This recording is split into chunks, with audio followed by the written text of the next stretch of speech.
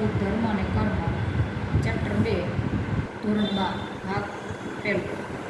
હવે આપણે હવાલા ટીક કરી લઈએ. પહેલો હવાલો છે ને આખા સ્ટોકની અંદર છે. 21,000ની અંદર સ્ટેશનરીનો 2,000 કોર્સ સમાયેલો. 21,000માંથી 2,000 બાદ કરશો, બરાબર. અને 2,000 સ્ટેશનરી સ્ટોક, એનો હવાલો હજી લાગુ પડશે સ્ટેશનરી ખર્ચમાં. જો અહીં લખ્યું છે, બરાબર. યંત્રો પર ઘસારાનો દર વધારીને 10% કરવાનો. યંત્ર પર બગડો. યંત્ર ક્યાં છે? તો આવી જૂનો ઘસારો એ સમજાવી છે આમાં. ઉધાર વેચાણ ભૂલથી ખરીદ પરતમાં નોંધાઈ ગયું. હવાલાની 2 અસર હોય ને કાં 4 હોય, અહીંયા 4 અસર આવશે. કેવી રીતે નોંધવાનું હતું? વેચાણ અને ક્યાં આપણે લખી નાખ્યું? ખરીદ પરત. ખરીદ પરતમાં એને નોંધી દીધું છે, બરાબર. એટલે ખરીદ પરતમાં એક એન્ટ્રી આવશે, બીજી એન્ટ્રી વેચાણમાં આવશે. ખરીદ પરતમાં ખરીદીમાં આપણે કંઈ પણ લખ કરીએ એટલે સીધી કોને લાગુ પડે? તો કે લેણદારને. અને વેચાણમાં કરીએ એટલે દેવાદારને, બરાબર. આવી રીતે 4 એન્ટ્રી થશે એક હવાલા, બરાબર. એમ લખડાવીશ.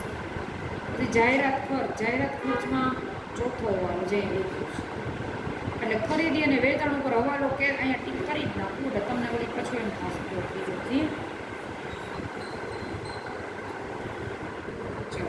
હવે જમા બાજુ આપણે ચાલુ કરીએ. જમા બાજુ શું છે? મૂડી કયા પ્રકારના? મૂડી ખાતા જમા છે તો જમા બાજુ.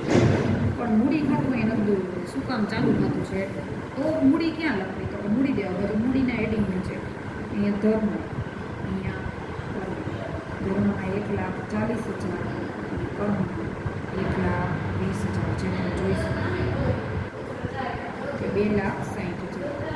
વેચાણ કઈ બાજુ છે? તો કે જમા બાજુ. ખાસ ટોપિક સમજવા જોઈએ. વેચાણ જમા કયા ખાતાની જમા બાજુ આવે? વેપાર ખાતાની જમા બાજુ આવે. અહીંયા વેપાર ખાતું છે ને જમા બાજુ વેચાણ 1,20,000. પણ વેચાણ પરત કઈ બાજુ હોય? તો કે વેચાણ પરત ઉધાર બાજુ હોય. એ પહેલાં આપણે હવાલો જોઈ લઈએ. હવાલો નંબર કેટલો છે? તો કે 3, બરાબર. 1,000નું ઉધાર વેચાણ ભૂલથી ખરીદ પરતમાં નોંધાઈ ગયું છે. નોંધવાનું હતું વેચાણમાં, નોંધાઈ ગયું ખરીદ પરતમાં. નોંધવાનું હતું વેચાણમાં, એટલે વેચાણમાં તો નોંધ્યું જ નથી. એનો મિનિંગ એવો થયો કે વેચાણમાં મારે શું કરવું પડે? નથી નોંધ્યું એટલે પ્લસ.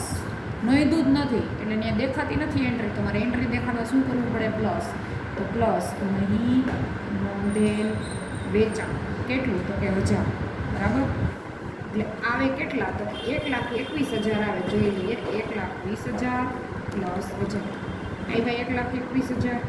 હવે વેચાણ પરત છે તો કે છે ને આ બાજુ જોઈ લઈએ. આ બાજુ હોય જો જમા હાલ પરત જમા કેટલા? તો કે 3,000, બરાબર. તો માઇનસ કરીશ 3,000 આવે 1,18,000. કમ્પ્લીટ સમજાય છે? બીજી એન્ટ્રી ક્યાં આવે? સાથે લઈ જ લઈએ. આ હવાલો આવ્યો છે ખરીદીમાં. ખરીદી કઈ બાજુ આવે? તો ઉધાર બાજુ આવે. જાય ઉધાર છે. કેટલા છે? તો કે 80,000 છે. ખાસ સમજવાનું છે. 80,000 છે, બરાબર. હવે ત્રીજો હવાલો જેમ નોંધવાનું હતું વેચાણમાં, નોંધાઈ ગયું છે ખરીદ પરતમાં.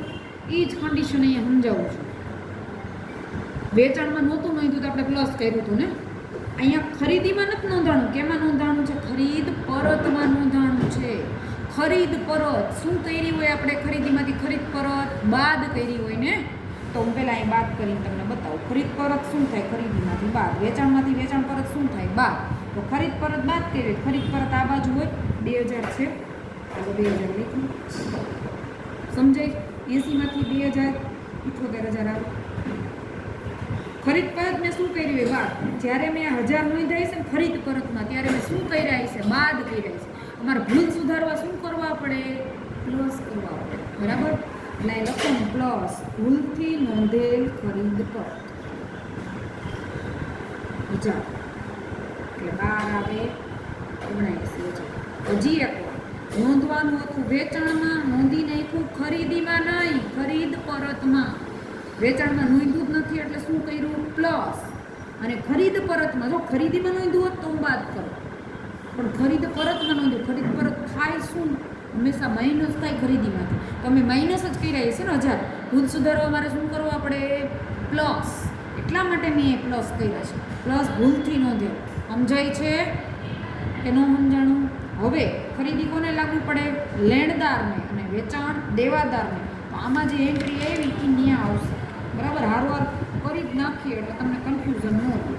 ચાલુ મિલકતના હેડિંગ નીચે દેવાદાર આવે અને આની નીચે આવે લેણદાર. લેણદારમાં શું થાય? ખરીદ ત્યાં ભૂલવાળું શું કર્યું? પ્લસ, તો અહીંયા બી પ્લસ, ભૂલથી નોંધેલ કેટલા રૂપિયા? 1000.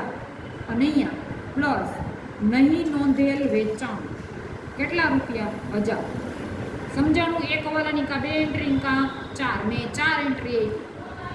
તમને એવો હજી ક્વેશ્ચન થતો હોય છે નવનીતમાં ત્યાં બધી માઇનસ છે, માઇનસ જ થાય ખરીદીમાંથી ખરીદ પરત, પણ એણે ખરીદ પરતમાં નોંધી દીધા છે. એટલે મારી સ્ટાઇલ પ્રમાણે એને ખરીદ પરતમાં નોંધ્યા હોય ત્યારે શું કર્યા હોય? માઇનસ કર્યા હોય. તો મારે ભૂલ સુધારવા શું કરવા પડે? પ્લસ. એટલા માટે અહીંયા પ્લસ કર્યા, એટલે અહીંયા પ્લસ.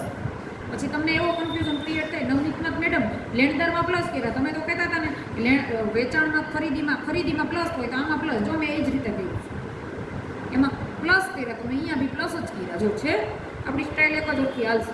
દેવાદારમાં અહીંયા પ્લસ તો અહીંયા પ્લસ જો છે. હવે જ્યારે આવશે ત્યારે અહીં લખીશ. હવે જો આવી જ ગયું. દેવું એટલે શું થાય? લેણદાર. ઊંધું છે. દેવું એટલે લેણદાર, લેણું એટલે દેવાદાર. દેવું કેટલું છે? 79,000. દેવું એટલે લેણદાર. નામે ખબર ન પડે, જમા બાજુ એટલે જમા જાવ. બરાબર, 80. અને અહીંયા કેટલા છે? તો કે લેણું શબ્દ આપ્યો છે 27,400. અહીંયા લખીશ 27,400. બરાબર, 28,400 થઈ ગઈ એન્ટ્રી 4. સમજાણી? હવે મજૂરીના બાકી દેવા, આપણે હાલતા હતા સ્ટાઇલમાં. મજૂરીના બાકી દેવા, દેવાના હેડિંગ નીચે આવે. જો એને ચોખ્ખા શબ્દોમાં કીધું દેવા. મજૂરીના બાકી દેવા. ધર્મની લોન 30,000. શું કામ અંદર લખી? તો કે લોન ઉપર કેટલા ટકા વ્યાજ ગણાય? કમ્પલસરી 6% વ્યાજ આપવું પડે. પણ અહીંયા કે લોન પર વ્યાજ નથી છે. જો લોન પર વ્યાજ કેટલું આપ્યું છે? 1200. બરાબર, હવે આપણે પહેલાં એ જોઈ લઈએ. 30,000ના 6% કેટલા થાય? 76 ને 1800 થાય. તમને આપ્યું છે કેટલું? 1200. તો ઘટે કેટલા આવે એને દેવાના? 600 ઘટે. બરાબર, અહીં લખવાનું લોન પર વ્યાજ 600. 12 આવે 30, 600. મેડમ નો સમજાવું છું. 30,000 છે, એના કેટલા ટકા મેં કમ્પલસરી કીધા? 6% કીધા. 6% લેકે 30,000ના 6% કેટલા થાય? તો કે 1800 થાય. તમને તમારા પાઠ્યપુસ્તકમાં લોન પર વ્યાજ 1200 આપ્યું છે, તો ઘટે કેટલા? 600. એ ઘટ હોય અહીંયા લખી. ટોટલ થાય કેટલા? 1800. જે 1800 છે ને ક્યાં લખવાના? પ્લસ તો કેવી એન્ટ્રી? જમા તો ઉધાર, ઊંધી અસર, નફા નુકસાન ખાતામાં લોન પર વ્યાજ કેટલા? 1800. તમને કેટલા આપ્યા? 1200. હવે ખબર પડી ઘટા કેટલા? 600. યા 600 લેખા બાકા સંખ્યા. સમજાણું? એના પછી ધર્મની લોન પછી મળેલ વટાવ. જમા છે, નફા નુકસાનની જમા બાજુ જ આવે મળેલ વટાવ 6,600. Bank overdraft. બેંક ઓવરડ્રાફ્ટ ક્યાં આવે? કાકા સરવૈયામાં જ આવે. કઈ બાજુ આપ્યો? જમા. નામ બી જમા જ આવે. આ તો કહું છું, આમાં આપશે તમને એવી રીતે વાંધો નહીં. હવે આપ્યું ચાલુ ખાતું કર્મ. ચાલુ ખાતું કર્મ જમા આપ્યું તો જમા બાજુ લખવાનું બા આ લા. કર્મના ખાના લખવાના 14,000. સમજાય છે? હવે ઉપાડ આપ્યો છે ઉધાર બાજુ. ઉધાર બાજુ લખીશ 7,500 અને 5,000. શરૂઆતનો સ્ટોક આપ્યો છે મને. વેપાર ખાતાની ઉધાર. એમાં ઉધાર છે એટલે ઉધાર આમે આવે. ન ખબર પડે તો વિચાર લે. ઉધારનું ઉધાર ખાતામાં પત્રક આવડવા જોઈએ એટલે વાંધો આવે નહીં. શરૂઆતનો સ્ટોક કેટલો છે? તો કે 15,000. એના પછી છે ખરીદી લખાઈ ગઈ, માલ પરત જમા લખાઈ ગયું, લેણું લખાઈ ગયું, પગાર આવ્યો. પગાર કયા ખાતામાં આવે?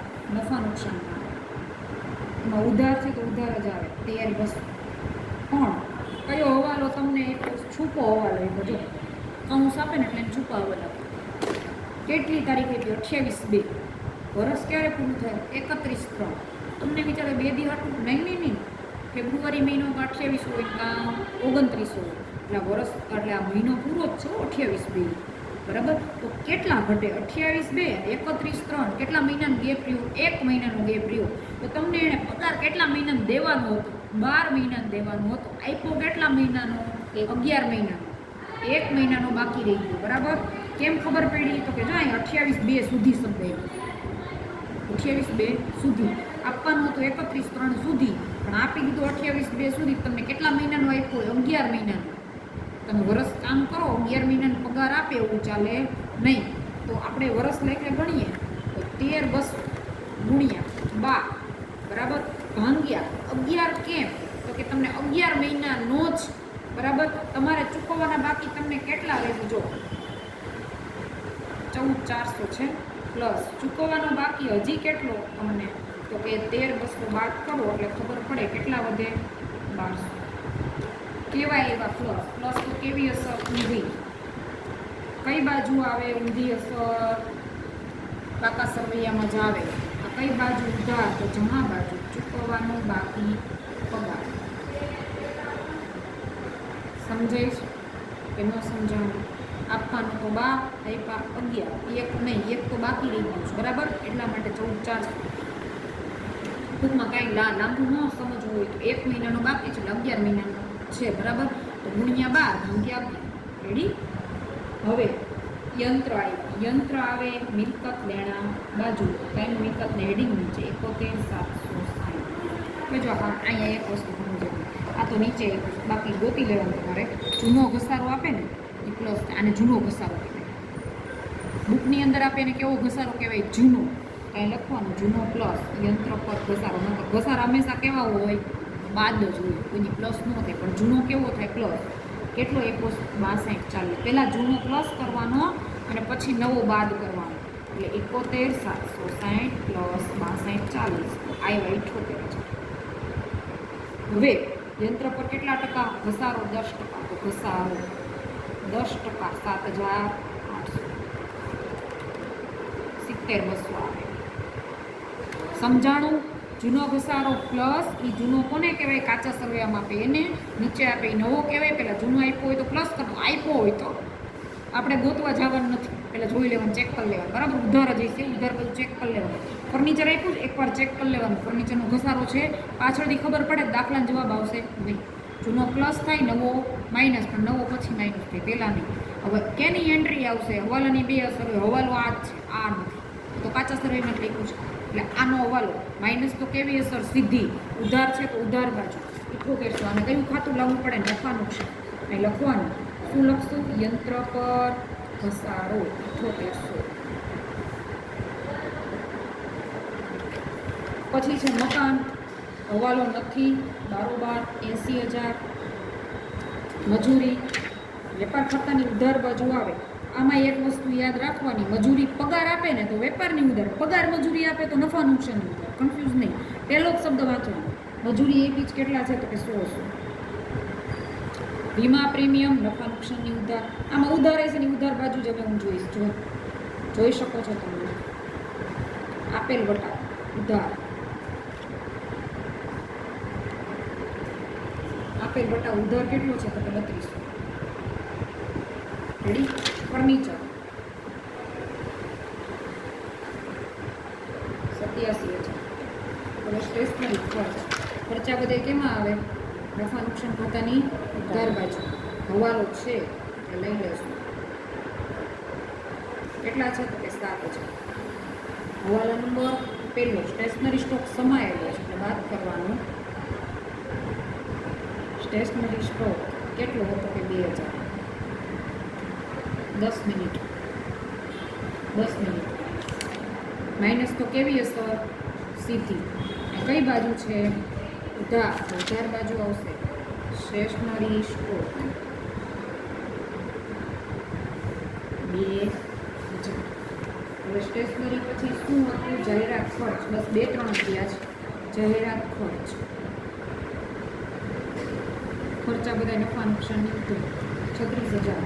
એમાં 1/4 ભાગ આવતા વર્ષે લઈ જવાનું. આવતા વર્ષે એટલે અગાઉથી ચૂકવેલ, તો માઇનસ થાય ને. અગાઉથી ચૂકવેલ ખર્ચ 1/4 કીધું એટલે 36,000 ગુણ્યા 1 ભાગ્યા 4 9,000 આવે. 12 કેટલા આવે? 27,000 માઇનસ તો કેવી અસર સીધી ઉધારની ઉધાર અહીંયા લખવાનું અગાઉથી ચૂકવેલ જાહેરાત ખર્ચ કેટલો આવ્યો તો 9,000 જાહેરાત ખર્ચ પછી રોકડ સિલક આપ્યું છે 51,200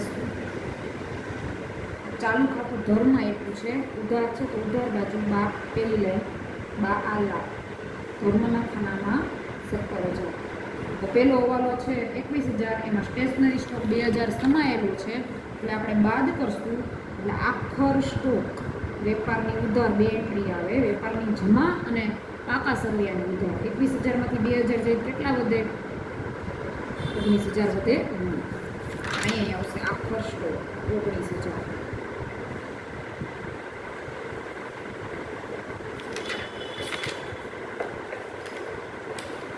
વેપાર ખાતું પેક કરી દઈએ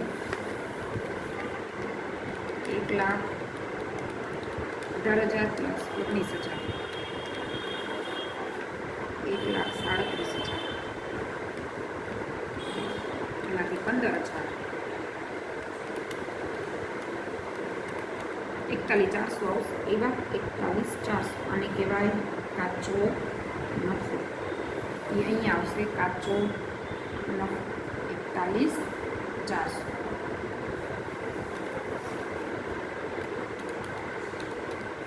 48,000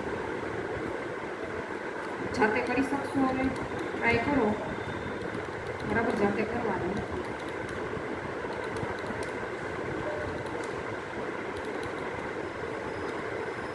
આજે ખોટ આવશે જો માઇનસમાં ગયું આજ તમને સમજાવવા માંગુ છું દર વખતે બરાબર કે માઇનસમાં જાય ને આ બાજુ ટોટલમાંથી આ બાદ કરીએ અને માઇનસમાં જાય જો માઇનસમાં આવે છે એટલાનો મિનિંગ ચોખ્ખી ખોટ આવે લખવો નથી આવતો તો અહીંથી પાછો સરવાળો કરવાનો 14,400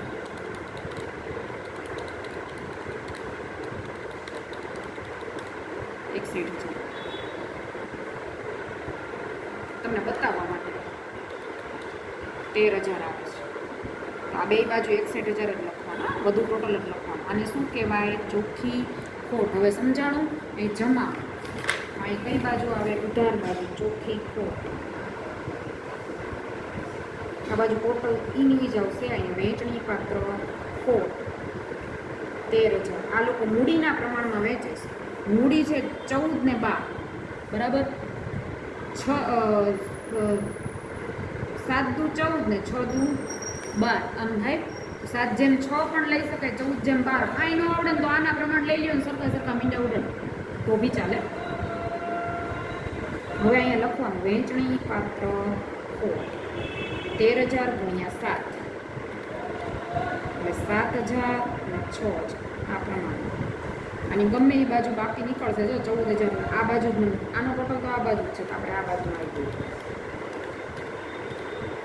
એટલે 31,500 તો આ બાજુ આવે 31,500 અહીં લખવાનું બા આ લઈ ગયા 31,500 હવે આ બાજુ 14,000 છે 3,000 આ બાજુ ઘટશે અને કહેવાય બા આ લઈ ગયા થોડીક સ્પીડમાં જાઉં છું તમને વાવડી દઉં છું તો વિચારી ગયો આ કેની કઈ બાજુ આવી ઉધારની કઈ બાજુ આવે તો કે જમા એટલે અહીં લખવાનું ચાલુ ખાતું કે એટલે કર્મ 3 છે ના બાજુ લખવાનું ધર્મમાં જમા આવ્યું એટલે અહીં ઉધાર બાજુ આવે ચાલુ ખાતું હવે જાતે કરી નાખજો ટોટલ બરાબર થઈ જશે